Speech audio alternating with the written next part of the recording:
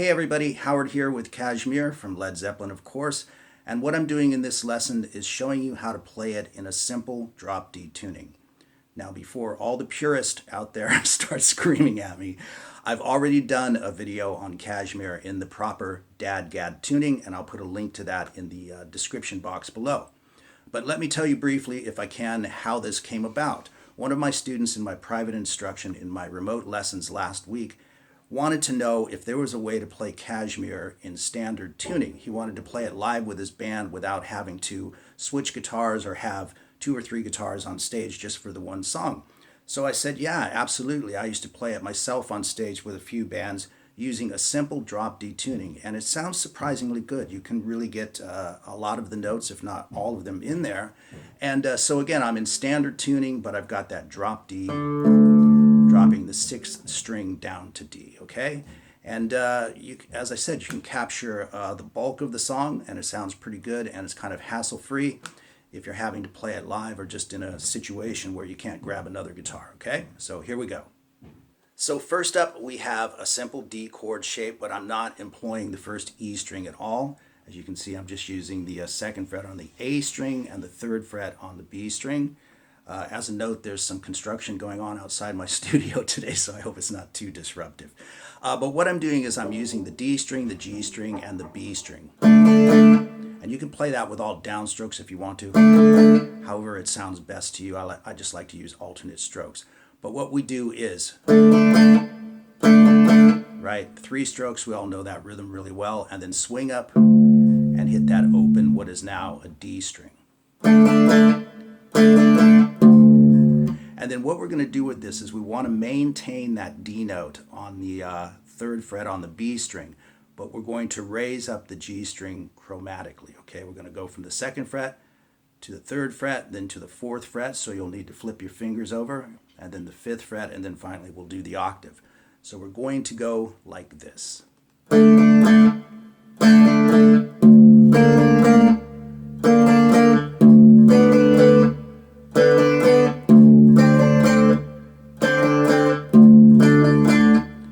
Last one, we're just catching the octave. So what I do for that is the 7th fret on the G string and the open D string, right? And I think we've all heard the rhythm before, but let me play through it nice and slowly.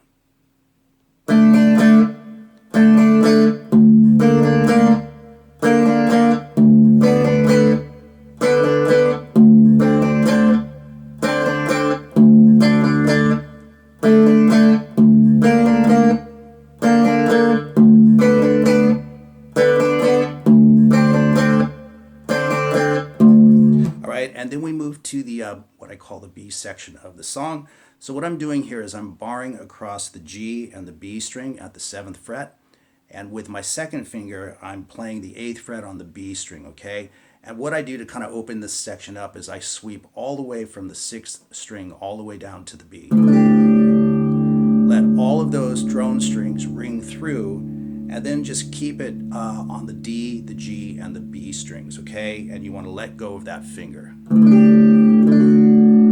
Letting that D string, that drone note ring through, move it down a whole step. Again, D, G, and B strings. So we have, and then the 2nd fret. And that's slightly staccato. You can hear that on the recording, so that's pretty cool to capture.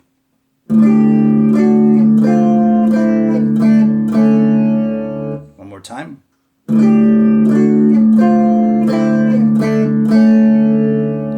Then what I do is using my 2 middle fingers, I'm fretting the 5th fret on the D and the G strings, and I bring that open A string into it.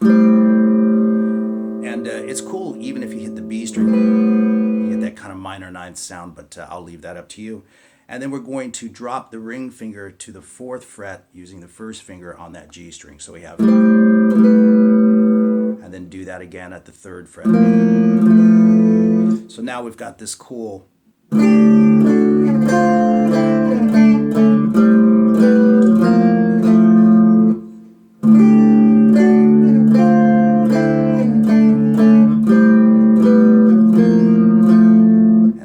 that turnaround lick. So that's just 3, 2, and open on the D string. And you repeat that, right?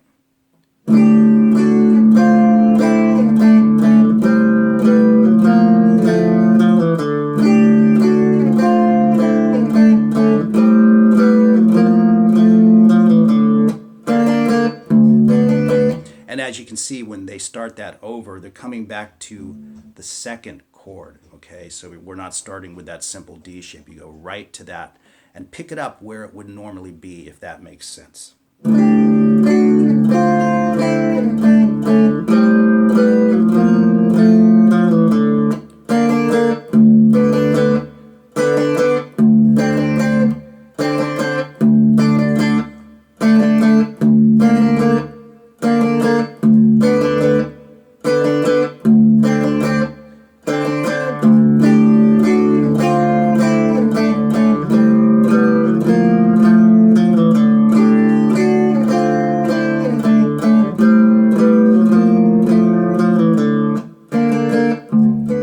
Okay, but let's put a couple of little extras in there, all right? There's that great line as they go through it the second time around, I think it is. I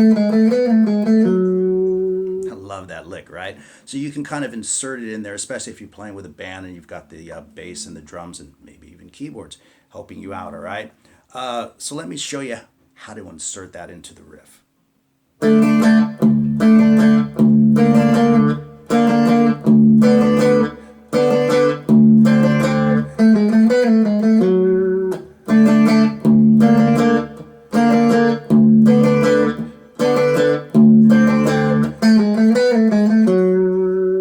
So you can see it comes before you get to that octave. So if I play that real slow, and you can see this with the tab on the screen, we have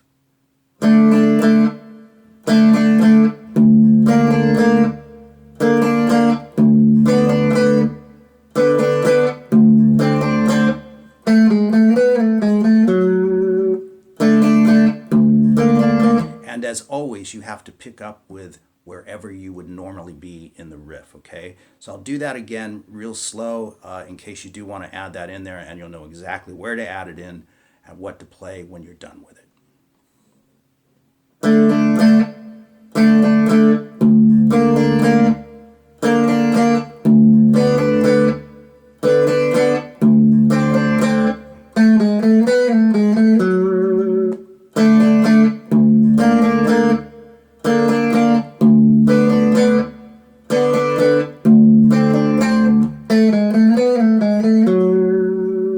So that's just kind of cool and fun if you want to put that in there, okay? So let's talk about the next section in the song. So finally, we'll be coming off of this.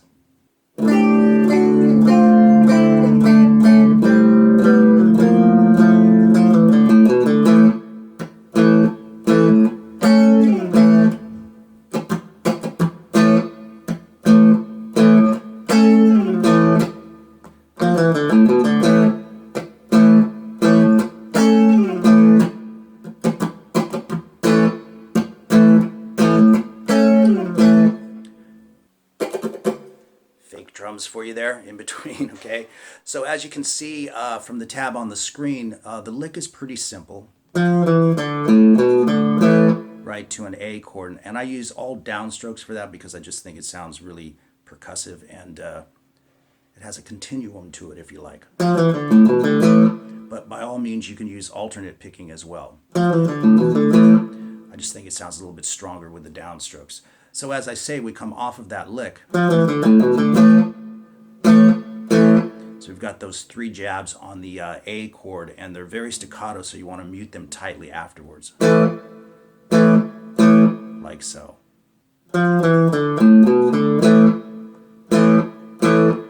And then what I do to emulate what you hear on the recording is I play the 7th fret on the D string, the 6th fret on the G string, and then reach over to the 10th fret on the B string and slide it down like that. If that's too hard to play, you can just play 9 on the G string and 10 on the B. It's going to sound okay, especially if you're playing it with a band.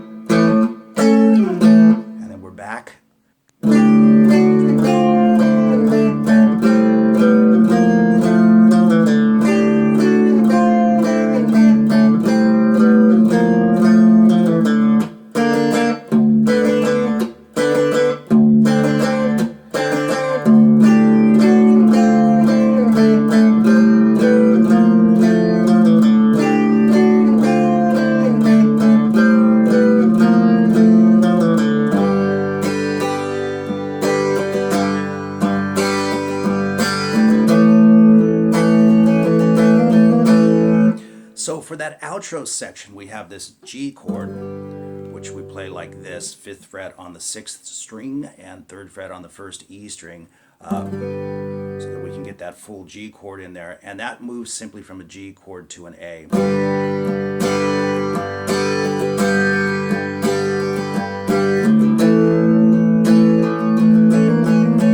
That little Eastern flavor in there, you can hammer to the 3rd fret on the G string and the 3rd fret on the B string, right? So this is the outro section, and then eventually they start playing that line over the top of it.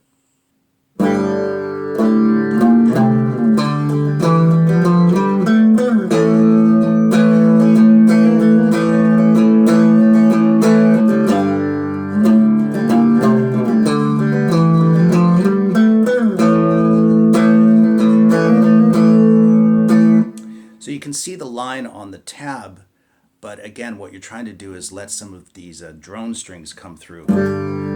Just add as many as sounds good to you, okay?